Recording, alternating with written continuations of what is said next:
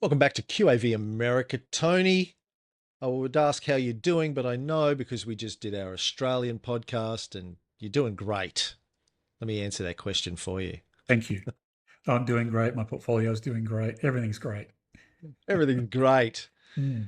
Our US portfolio, Tony, I'm just bringing it up on the screen here. All time. So it's been running since September 2023, is up 55%. Versus the benchmark, I use the S&P 500, which is up 50%. So we're doing 10% better than the benchmark, 55% over a little more than 2 years. It's not bad. Pretty happy with that. Yes, I agree. Pretty good. We normally say it's up 5% though, so usually you take one away from the other rather than make a percentage of a percentage. I know 10 Okay. sounds better, but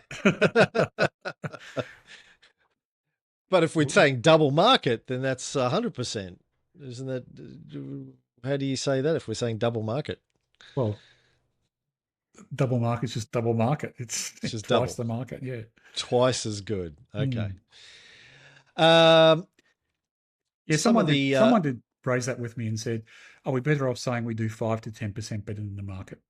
And right. because in Australia, I guess in the US as well, the long term's about 10%. So I said, yes, if the market does 10%, it's right. But if it's up as in America, it's wrong.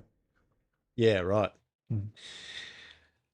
Some of the just looking at the last, let's say the last 30 days in our portfolio. Our portfolio is beating the index in the last 30 days, not by a huge amount, but by, well, actually, I guess, judging by the way you're rating it, S&P is up 0.13% in the last 30 days. Our portfolio is up 0.61%. So Half a it's percent better, 5 times. 5 times better. That's what I was going to say. Right. Yeah. The I like your core skill of marketing, Cam. It's great. Yeah. Mm. Unfortunately, Stockopedia doesn't tell me how the individual stocks have performed in a 30-day period. It just gives me it from the get-go. But I did want to just look at our performance of some of the other stocks that we've talked about over the last 6 months or so. We've been doing the show, see how they're all doing. You'll be happy to know that the company that we talked about last week, Top Golf Callaway Brands, MODG, aka Modern Golf, is up 3% since we talked about it. Fantastic. Some Hopefully of the that was others our aren't. little putt. Our Yeah, putt that to was couple along. us. Yeah. That was Yeah. all our Putting putt. it. Yeah, that was all our putt. Yeah. Do you have another one for me Nice. this week that I can get excited about? Do you have a cushion there? No, I've got some Oh, okay. horrifying, horrible stories to talk about this week, Oh, but okay. it should be fun. I saw a video the other day or yesterday of a golf robot that got a hole in one. Have you seen that? No. I thought that's the next evolution. I Yeah, know for right. your 60th birthday, we got you a robot caddy. Caddy. Mm. Uh, we're going to get you a golf robot for your 70th birthday. You don't have to do anything now. You just go out there, it plays golf for you. It'll be fantastic. You'll love it. Uh, so American Airlines, we talked about a couple of weeks ago. It's down Mm. 10%. Um, American Axle is down 1%. Cal-Maine Foods is down 7. Community Health is stable.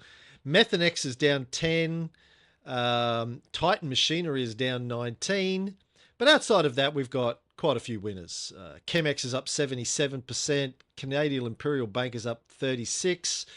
Zep Health Corporation, which somebody on Reddit said was a Chinese fake stock, is up Chinese face. 705% since we talked about it.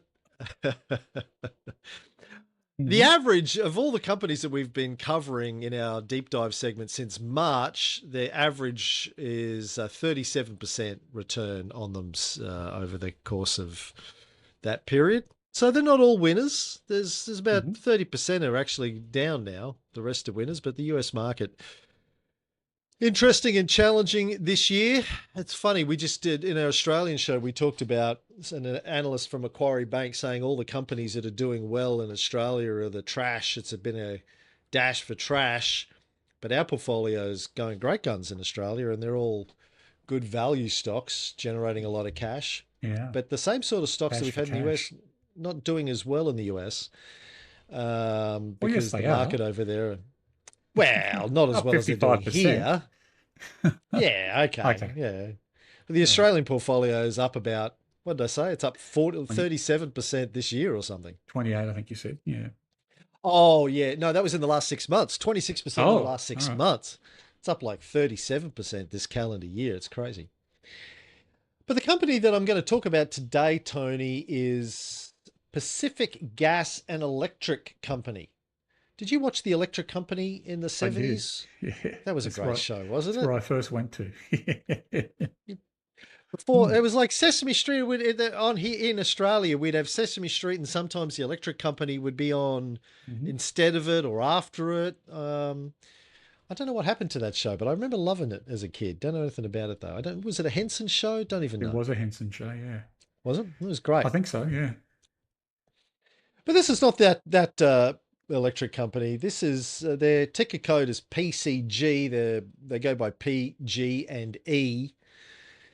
And wow, what a But story! so What don't a go, story! your electricity is brought to you by the letters P, G, and E. C and G. Yeah. Oh man, this is one of the oldest and largest utility companies in the United States. They supply electricity and natural gas to roughly 5.2 million households or 16 million people across northern and central California. Their job is basically to keep the lights on and the gas flowing. They Oh, hang on. operate one of the, Sorry, can I interrupt there? yeah, So it's one of the largest gas and electric companies, and it supplies how many people? 16 million. yeah, that's it. That's it. Are there a lot of fragmented utilities in America, are there? I guess there must be. Wow. And there's like five or six big ones just in California alone, but the area that they cover is quite large and quite complex. It's like northern and central California, so I don't think it's not LA. It's like sort of more regional parts of Yep. California. Okay. They operate one of the most complex and climate exposed power grids in the world, 70,000 square miles of mountains, forests, farmland, and dense urban centers. But what makes them most unusual is they are the only major American power company that has been criminally convicted of manslaughter, forced through multiple bankruptcies, Oh dear. and publicly blamed for catastrophic wildfires. And wow, and that's just the tip of the iceberg, the scandals that they have been through over the years. It's, man, you could make a whole Netflix series over these guys. And I'll tell you about a couple of them just for the salacious fun of it. In 2018 and 2019, investigations by the California Department of Forestry and Fire Protection, aka CAL FIRE, found the company's infrastructure primarily responsible for causing two separate devastating wildfires in California, including the 2018 Camp Fire, the deadliest wildfire in California history, caused 85 fatalities, displaced more than 50,000 people, destroyed more than 18,000 structures, and caused an estimated $16.5 billion in damage. And because California holds utilities financially responsible for any fires caused by their equipment, even if maintenance was properly done, there was a $30 billion liability that the company was facing, and they declared Chapter 11 bankruptcy in 2019. They made a settlement offer of $13.5 billion to the wildfire victims, and they pled guilty to 84 counts of involuntary manslaughter. Were you saying before about the US, at the heart of the US are lawyers and at the heart of China is engineers? Hmm. Hmm. In China, they would have just shrugged and said, get back to it, Not lighting build more. fires. Yeah. No, just build more electricity grid. Hmm. You got to break a few eggs. Um, the campfire was caused by the failure of a single metal hook Mm. attached to a PG&E transmission tower on the company's Caribou-Palermo transmission line, which carried power from hydroelectric facilities in the Sierra Nevada to the Bay Area. Tower was a little under 100 feet, 30 meters tall, was built on a steep incline on a ridge above Highway 70 in the North Fork, Feather River, near the community of Pulja. The tower had two arms, each with a hook hanging from a hole in a long piece of metal. The hook held up a string of electrical insulators. The transmission power lines were suspended from these insulators away from the steel tower itself so as to prevent electricity arcing between them. One of the hooks on the tower, about 3 inches and 1 inch in diameter, had been worn down by rubbing against the metal plate that it hung from to the point where only a few millimeters of metal remained. Don't know why Wikipedia, where I'm getting this from, is switching between inches and millimeters. That's confusing for Americans, but however many tenths of an inch that is. At 6:15 a.m. on November 8th, the PG&E control center in Vacaville recorded an outage on the company's transmission line in the Feather River Canyon. The hook had snapped under the weight of the power line and insulator string that it supported, which weighed more than 142 pounds, 64 kilos, no longer held up. The energized power line struck the transmission tower. This created an electric arc between the power line and the tower, which reached temperatures estimated at 5,000 to 10,000 degrees Fahrenheit, which is, for the rest of the world, 2,800 to 5,500 degrees Celsius, and melted metal components of the conductor in the tower. The molten metal fell into the brush beneath the tower, setting it alight. The fire burned for 2 weeks and was contained Sunday, November 25th, after burning 153,336 acres.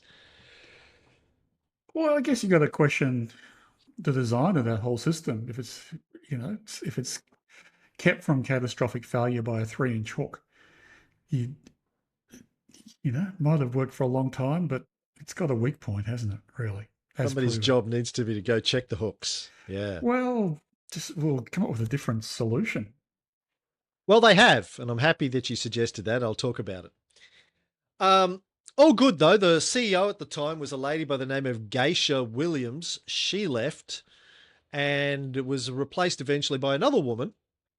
And I'll talk about her a little bit later on. But I watched an interview with her where she said she is leading with love. That's her whole philosophy, is leading with love. So that's good. I like that. Try to kill less people. We're leading with love. We've decided that business Yeah. model. Yeah, we're changing things. I'm turning it around. It's now Um, called LWL electricity. Leading Leading with with love. love. Yeah. Yeah, that's nice. Look, you and I are all for women running things. Your Mm. wife Hmm. is a former corporate CEO, senior executive. We're all about more women in positions of power. Absolutely. Hopefully, they don't kill 18,000 people, but same thing probably would have happened if a guy was running it. PG&E's founding goes back to 1905 when a group of California hydroelectric pioneers merged their operations. They were classic West Coast industrialists, mining engineers, early power entrepreneurs, dam builders who wanted to electrify San Francisco and the surrounding valleys. Think Chinatown, Jack Nicholson, but instead of orange groves, there was a lot of actually water in that too, wasn't there? There was It's all like about water. It was all about water redistributing the rights. water, Yeah. and yeah, John that's Houston right. was Mm, bribing people to stop water from, mm. no, was it making water, getting water to the orange farmers or getting it away from them? I can't remember. Yeah. Yeah. Yeah, I think it was property development. They were trying to get it into the Mm, areas where they were going to you're right. Yeah. redevelop the land, build big residential areas. The company grew as the gold rush towns and farming belts boomed, stringing wires across vast distances where no one else bothered. Then it grew into a regulated monopoly, built nuclear plants, survived a major corruption scandal in the 1990s involving illegal back channel lobbying, which I'll talk about a little bit later on. The 2010 San Bruno gas pipeline explosion killed 8 people, triggering criminal cases and hundreds of Dear. millions of dollars in fines. They have had a story to tell. I'm going to I have to think have a I've got. shower after this, Cam. I feel very uncomfortable talking about this misfortune of people. Yes, it's terrible. And, I've done a lot of pulled porks on these American companies with really dirty, murky, horrible backstories, but they're turning up on our buy list partially because of these things, I think. They're like PR nightmares and potentially lots of potential future exposure to more of these sorts of issues as well. Why I think they're discounted. The CEO is this, as I said, the current CEO is a woman called Patty Poppy, which is a great name. Poppy is the first Paddy Poppy leading with love. leading with love. Patty Poppy. That sounds like one of those Uh, Christian albums from the 60s. well, I was going to say she sounds Maybe she plays the like piano accordion. like an R&B singer from the 60s. Mm, Patty Poppy and fully. with a you know, My Baby Loves Me sort of Yeah. R&B hit. Poppy is the first female executive to serve as the CEO of one Fortune 500 company and then become the CEO of another Fortune 500 company. She was formerly the president and CEO of CMS Energy from 2016 to 2020, and then she left to become PG&E CEO in 2021. And as I said, she talks about leading with love. And I watched this interview with her. It was very interesting. Their new chief commercial officer, just announced this week, is also a woman. Shell Izzy is the chief commercial officer. She's a clean energy pioneer. She ran a clean energy startup and a few other things before this. But she said, the company said in her announcement that her job is basically to work with all of the AI data centers in that part of California that are trying to suck up all of the energy and figure out how to supply them without everyone else having to suffer and paying higher prices, etc., etc. But the campfire from 2018 is just one of the horrors this company's been through. On April 16, 2013, a team of gunmen opened fire on the Metcalf transmission substation in Coyote, California. The attack damaged 17 high-voltage transformers, caused more than $15 million in damage. They also cut fiber optic telecommunications cable owned by AT&T.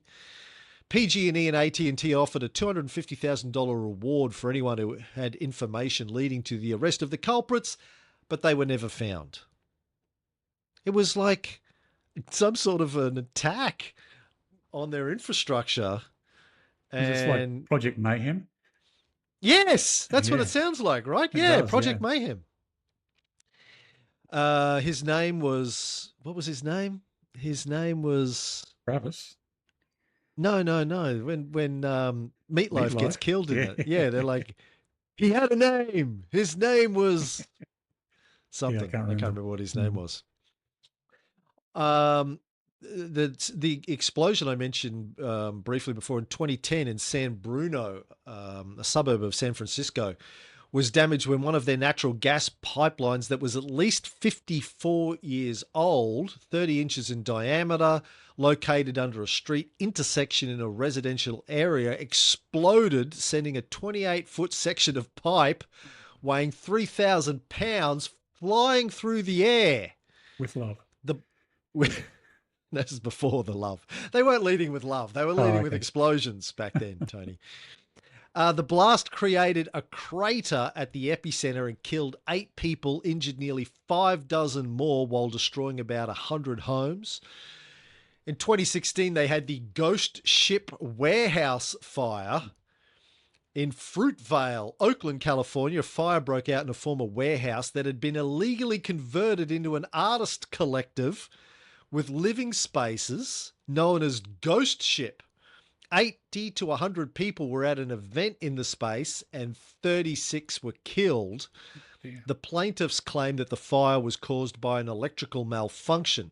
In 2020, PG&E settled a civil lawsuit for 32 of the victims out of the 36 who perished in the fire. I could go on. Lots Oh, and please lots don't. of juicy scandals over the years. I mean, it's just one of these businesses. In Wikipedia, it's just got page after page after page of horrible stories. Anyway, where it is today has its electricity operations, which is about 3/4 of the revenue, and the gas operations, which is the rest.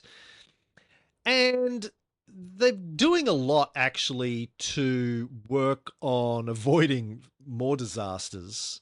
They're pouring enormous amounts of money and they have an enormous amount of debt.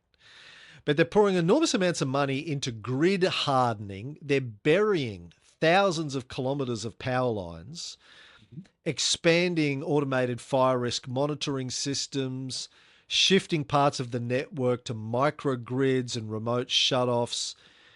So they're doing a lot of work to try and, de-risk the business, I guess, which is interesting.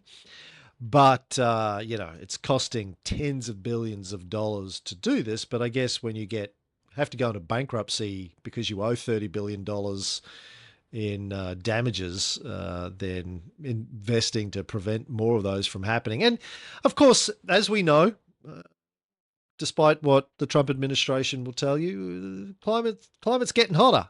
California is going to be getting hotter. The risks of fires, I imagine, are increasing in California, and it's going to be more expensive to insure things. Your liability risk is going to go up. So I'm sure Gavin Newsom and the Californian government are going to make it harder and harder for these companies to,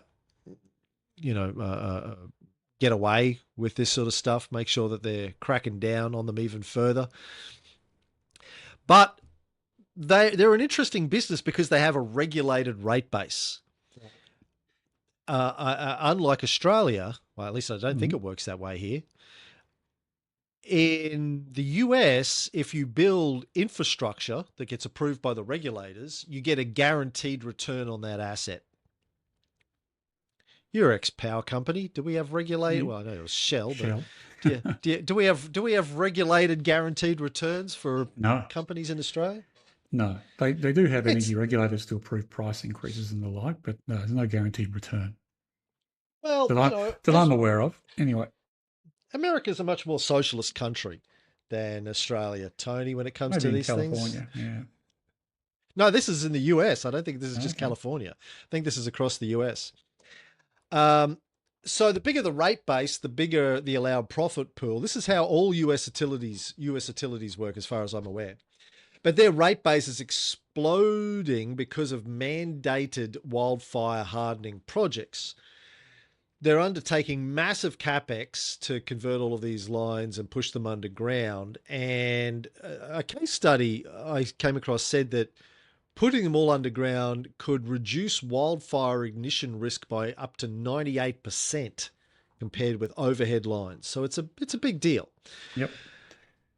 Still not 100 though, is it? It's what? It's still not Not 100. 100%. No, Yeah. it's still not 100%. No. Mm. Yeah. They're also spending a fortune on improving weather monitoring, analytics systems, and integrating weather models into operations.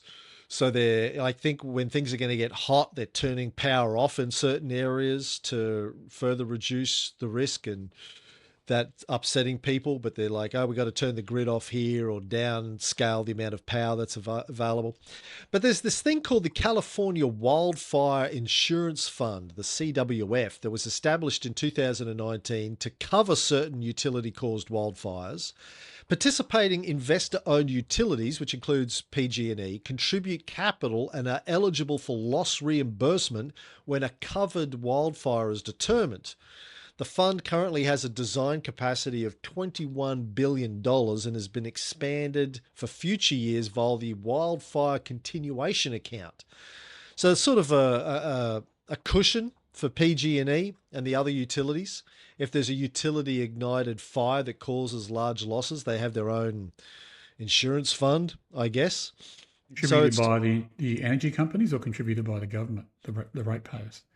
no, as far as I'm aware, it's the investor-owned utilities that contributed capital to it. So they created their own fund. But they are getting cheap loans from the government to do a lot of the work that they're doing as well, Okay. which I'll get into when I get into the debt story in a section in a second. But the interesting thing about them as a business, as I said before, is they kind of have a moat, I guess, on this footprint. No one, no one can compete in this footprint that they've got. Why would It's you? well, yeah, it's a good question, yeah, but their monopoly is legally protected.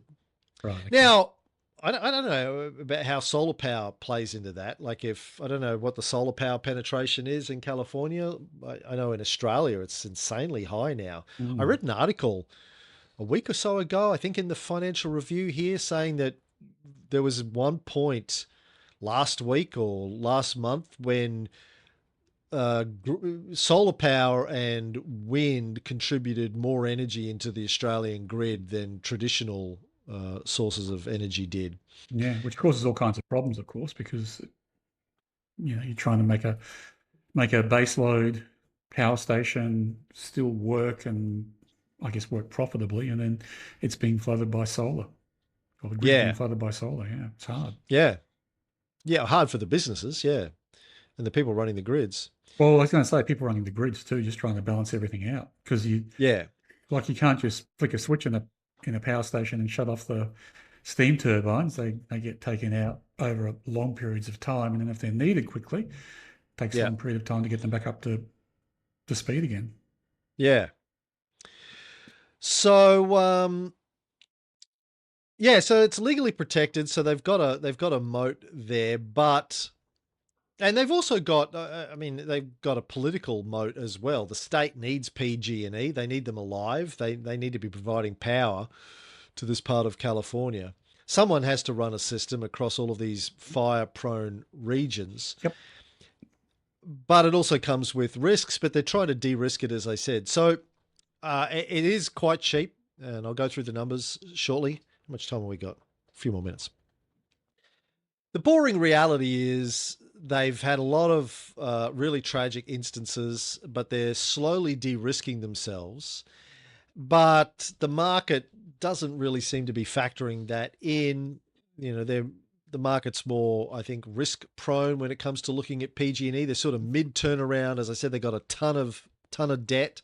But if they can pull this off, they can keep their cash flows up and stop having major disasters that they have to pay for, then long term it could be a healthier business, let's say, than it has been in the last 10 years. Although there's also EV adoption too, which is another thing that my notes pulled up as well. California is pushing for grid expansion to support EV adoption and renewable energy mandates, which also plays into their business model quite well. Yep. So they carry a huge pile of debt. I'll just open their page on Stockopedia again so I can have those numbers in front of me. Keep getting Procter and Gamble when I go into Stockopedia and put in PG because the code's PCG. Right. Net total revenue TDM is 24.7 billion. Operating profit TTM is 4.5 billion. Net profit 2.7 billion. Net debt 58.9 billion. Oh, okay. Yeah. Net fixed assets 123.8 billion. Book Right. value 30.4 billion. But it's a ton of debt. Big debt. But as I said, it comes from a variety of sources, and it's structured in quite an interesting way. It's not normal corporate leverage. Like, you look at that on the surface and you go, well, $59 billion worth of debt, that's insane. But it's a Frankenstein mix of high risk bonds and state engineered cheap Right. loans designed to keep the utility alive. Mhm. They've got some traditional corporate debt, which still attracts high interest rates because investors remember the bankruptcies and want to factor in another potential $1 billion wildfire. But the cheap stuff sits in what are called recovery bonds that California allows them to issue. They're not repaid by PG&E, but by automatic surcharges on customer bills. The customer pays. The customer pays, Tony. So it's a tariff. Yes, yeah. And, we know tariffs don't put up prices. Donald No, Trump has assured us of that. So it's all it's a good. great way to do it. It's all good. I guess they're saying, listen, you want electricity. So someone's got to pay for us to, keep running the business. You want the electricity? You're not getting it from anywhere else. We've got a But mandated why didn't the guarantee. California government just go and buy PG out of bankruptcy when it filed for Chapter 11, and then there's no profit margin, and ratepayers are Well, better off? I keep telling you that the Australian government should just buy all of our mining companies and aren't paying any tax. You tell me we Yes, can't do that. we can do that. Can do it if we like. I think a better solution in terms of the Australian mining industries is to charge them 1% royalty on what they dig out of the ground and then put that into a future fund. Don't we already do that? Isn't that how we funded the future fund? No, the future fund was funded by the sale of Telstra. Oh, yeah, that's right. Yeah. And in fact, I think that Telstra was sold off after it was found liable for the Black Friday bushfires, and had to spend a lot of money going through and fireproofing its network. Similar sort of story. I Really? don't know if you drive through a street, certainly down in Victoria where the bushfires happened, you'll see that all the trees are half cut off because they have to keep a certain distance away from the Right. power lines. Yeah. The power lines. I think Kevin Rudd, our prime minister in the late 2000s, tried to use a mining tax to fund something. Julia Gillard Um, did. Well, well, actually she took over when yeah, during that whole kerfuffle. Yeah. yeah. I think he tried to do it and he got kicked out. Then she did it and she got kicked out and he came back and then he got kicked out and yeah.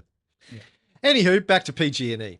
So they look wildly leveraged on paper, but a fairly large slice of that is low risk, low interest, almost like a municipal debt. And it's sort of, there's some sort of state mandated true ups to guarantee repayment. Sort of, it's basically backed by the state rather than the company, which softens some of the financial risk, even though their operational and political risks remain high until this whole de-riskification, I guess, has happened.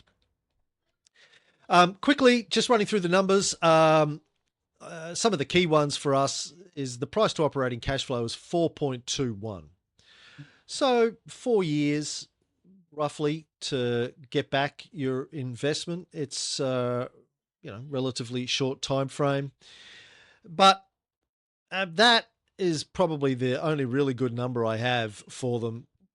I'll go through all of the numbers so you can see where it stands. Let me open this window up a bit more. It doesn't score great on our system, but it scores well enough to be on our buy list. The QAV score is 0.12, so it's fairly low down on our buy list. But again, I picked it this week just because it was a terrific story. I actually have there's 100 plus stocks on our buy list every week in the US buy list. And what I do now is I just give them all to ChatGPT and I say, pick me one of these that's got a good story to tell. And let it do the work. Because I used to have to go through them one at a time Yeah. because I Yeah. don't know Right. most of these companies. And it's like, Yeah. shipping company, shipping company, shipping company, financial services company, shipping company, financial. And now I'll just give it to GPT and it said, oh, yeah, you want a good story? Pick this one. And it was not Wow. wrong, I'm going to say. Um, I'll have to try that for an so, Australian show. yeah, just pick one Mm. for me. Average daily trade is $400 million. Now, the Stockopedia numbers, not great. Quality rank is a 21. We only give it a score if it's 60 or above, so it didn't score for that. Stock rank is a 36. We only score for a 90 or above. F score is a 4. We only score for 4.5, so it's sort of a little bit less than that. middle of the road. Doesn't score for our IV number one. Our IV number one, our intrinsic value number one, is $6.90. Sorry, and the share price when I did it was $16.49. Our intrinsic value number two, our future-looking intrinsic value, is 14.8, so it's below that. It's above that as well. $16.49, the share price. The book price is $13.70, so the share price is above that, and we can't score for it. But book plus 30 is $17.80, so it did score for book plus 30. It's got a positive uptrend, but not a new upturn. PE is not less than the yield. Yield is not greater than the bank debt. Forecast of IV is not greater than twice the share price. So it got a quality score, a QAV quality score of only 50%. And as I said, the QAV score is quite low, 0.12. So look, not the best, most compelling stock that I've seen on our buy list, but it does have, as I said, it's basically got a guaranteed income stream, which Yep. is unusual. And it's Mm-hmm. quite cheap in terms of the price to cash flow anyway. And even the price to book it's above book. Price is above book, but not by much. It's like 20% above book, which is relatively reasonable for a company with guaranteed income, guaranteed cash flow anyway. Um, We would call and this a some bond proxy in Australia for those kinds of businesses. So it's got characteristics of a guaranteed cash flow paying, throwing off a, certain dividend coupon. with huge risks, but Yeah. then it's got this fund that's going to ameliorate some of that. Obviously, the state needs it to exist. It's gone Well, the through funds, bankruptcy once. so the fund's interesting, isn't it? Like you're spending tens of billions of dollars to fireproof your network, but you're also putting into a fund tens of billions of dollars of insurance premium. It's like, which one's right? It's like, am I going to fireproof the network, in which case I don't need insurance, or am I not going to do a proper job on the fireproofing and therefore I need insurance? I guess an interesting paradox. Yeah, but I think the thing it's got going for it the most, Tony, is it's being led with love, and that's where the premium. We should have a score for that in QAV's checklist moving forward. Is it led with love? What's the love score, Tony? Yeah, Yeah. yeah. Put it in the checklist. You're right. 1 point. Leading with love. Point one of a point Oh, more for than leading with no, love. more than that. Um, the What do the share Americans price in say? Chutzpah. We'll give them a point for chutzpah. chutzpah. Yeah. Yeah, leading with love. To give you some perspective, the share price in September 2017 was $70, and it's now Oh, 16. Yeah. So I wow. can understand. I mean, January 2019, it had fallen down to $7 Mm. from September 2017 at 70. January 2019 at 7. So it didn't stay down there too long. It recovered up to 23 by April. But yeah, so shareholders have been burnt Mm. badly by this As they over the often do last. during Chapter 11s because they're unsecured, in the business. Yeah. People with debt in the business probably have it secured somehow, or at least ranked as a higher priority in the repayment, so they get something in the dollar, but shareholders don't. So what do you Often. think after all that, Tony? I'm glad it's down at the bottom of the buy list, so I wouldn't have to buy it, I think. Well, The numbers I'm always numbers stack up on the the numbers price stack up. side. They don't stack up on the Yeah. quality side. No, Hmm. they don't. Yeah.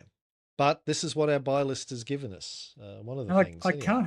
can't help comparing it to Berkshire Hathaway, which has large investments in electricity companies, energy companies, in the Midwest, I think, from memory. And I don't recall them ever burning down half a state and killing people. So, yeah, maybe that's That's prior management and it's current because management has Warren, better pedigree. oh, Warren and Charlie led with love, Tony. They were good marketers, I'll give you that. They never said they'd lead with love. They did say, write your own obituary and then live up to it. Yeah. And I'm sure it didn't Oh, include killing 18,000 people because of a malfunctioning in a $3 hook. yeah. Well, I think the hook was probably worth more than that, but yeah, it was a big hook Very big hook. Mm. Heavy hook. All right. Thank you, TK. That Thanks, Cam. Very is interesting story again. crazy story, right? Mm. After hours. Yes, Man. I finished Stalker. I think I told you about you did. Stalker. Yeah, it's on my list. Yeah. We finally finished it. Took us like 3 weeks to finish it. Probably one of the greatest films I've ever seen. Got no idea Wow. what it's about. Got no idea what happens in it, Mm-hmm. but amazing. Highly recommended. And it's got the greatest, craziest story. After we finished it, I thought it's one of those things I'm like, okay, I need to know everything about this now. Because every shot you could print and make a photo and put it up on the wall. Like every shot is Oh, wow. just beautiful, atmospheric. But I found out this director, Tarkovsky, shot the whole film, spent like a year shooting it in this part of Estonia where there was like they were shooting in old abandoned power factories and stuff that were all falling down, and there was toxic chemicals and radiation and stuff. Anyway, when they sent the film to a film lab and got it back, it was all unusable after shooting for a year. Because of the radiation exposure. No, because it was a new film stock. It was this Kodak film stock that was popular in the late 70s. Blade Runner, Star Wars, films like that was shot on it. But it was dodgy. So they got a Mm. dodgy batch of this Oh, Kodak film no. stock. And then the labs in the Soviet Union didn't know how to process it properly. So it was too dark and too green or something. So he went back to the producers and they decided to do it again. And he fired his camera operator or the second producer or something like that. They went and he fired his wife, who was the lead actress in it, and replaced her with someone else. They went back and they shot it It wasn't her fault. again. No, the DP didn't like his wife or Don't something. and don't buy that film anymore. Yeah. So they went back, they shot it again. This time he didn't like it, didn't like the performances in it. So Oh, he went back and did it a third time, shot the movie 3 times. wow. And then everybody died because of the toxicity and the Oh, radiation poisoning. He died, his wife died, one of the stars, and there's only 3 actors in it, or 3 main actors, died. One of the bunch of the crew got sick and died because of the toxicity and the radiation and everything that they were oh, no. around. And these things, like, it's incredibly tragic. He was like 52, Tarkovsky, when he died. I always wondered why he only made like a handful of films. It's because he died after making this film. Wow. What a Anyway, story. highly recommend it. It's a crazy story, an amazing film. But it's like a Lynch film. Just Right. go along for the ride. It's a big, deep philosophical thing on faith and modernity and blah blah blah blah blah. Apparently, I watched like 3 or 4 YouTube explanations of it afterwards, and no one could explain it. Everyone's like, "Well, apparently he said something," but he was one of these guys like Lynch, who was like, "No." Everyone asked him to explain. He goes, "No, you get your own Yeah, right. meaning out of it, right? Just Yep. watch it. Shut up." Anyway, I so that's will good. What you got? I will look it up. Well, Jenny, actually, first of all, Ruddy and I watched The House of Guinness on Netflix. I don't know if you've seen that yet, and really Beer, enjoyed it. And then the beer company. yeah, it's a series Oh, made. okay. I think it's made Oh, by the people who made Peaky Blinders, so it's in that kind of style. right, It's kind of like Succession from the 1800s. right. Sponsored by Guinness. I don't They know. I don't produce know it. what involvement they have, but they must be involved somewhere. But Right. it's really good fun. Really enjoyed it. And then I watched it with Ruddy when he was down here, and Jenny was away, and then she came back and I said, "You got to watch this," and we watched it again with her. So yeah, Wow. thoroughly recommend it. Great soundtrack to it. Lots of Irish punk bands in the soundtrack. It's got that kind of Guy 1800s Ritchie punk. Guy Ritchie feel to it. Right. Yeah, modern music and period pieces. Yeah, so that was fun. We've named a horse Charlie 99. Steve Mabb and I, and Yarm Rousseau, who's been on the show years ago. Oh yeah. I own a racehorse, and we finally got Charlie 99 accepted as a name. So Nice. fingers crossed it actually does well, so we can. It's always a risk when you name a racehorse after someone that Yeah. just runs badly. But anyway, hopefully it'll run Yeah. well. That was good fun. Speaking of horses, Lake Forest runs tomorrow at Caulfield on Wednesday, if anyone gets us in time. And then lastly, it's the Climb AGM in Sydney on Friday. So if anyone hears this and they're around at lunchtime, I'll be in the Climb head offices at the AGM. Oh, you're going up for it. Oh, yeah. Wow. I'm standing for I'm officially being elected director.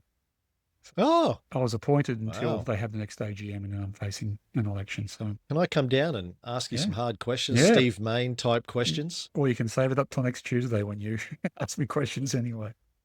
Can I invite my old girlfriend along? No, I wouldn't do that. It's probably not safe for her, I don't think. No. I could get her to feed me the questions. So she could have a little. I'll have a little earpiece in. She can. Yeah. Well, have fun with that. Thank you. Are you watching Pluribus? No, is it any good? Fantastic. Oh, really? Really good. Okay. Were you a Breaking Bad, Better Call Saul fan? I can't remember. I've gotten halfway through them. Okay. I like them. Maybe not for you then. I like them, but they do. Anyway, I go hot and cold on Better Call Saul. Right. Yeah. Oh, you may not like it then. And the chair company and the studio, and now we're watching Slow Horses. I got Chrissy to sit down and watch the first episode with me. I'd seen the first episode or two, but got her into it because I was talking to our Kung Fu Sifu the other day, and she said, I said, what are you watching? She goes, oh, we just finished the last season of Slow Horses. We love Slow Horses so much. And so Chrissy goes, well, it's good enough for the Sifu, then it's good enough for me. We've been watching Down Cemetery Road, which is by the same author. The new one? Yeah. That's good. With Emma Thompson. Yeah, who's fantastic. And Rachel Griffiths, not Rachel Griffiths. No. Who's the other actress? Rachel something. Yeah, don't know. I know her from a few other things she's been in. Yeah, yeah. That is QAV America for this week. Have a good one. All right. Bye.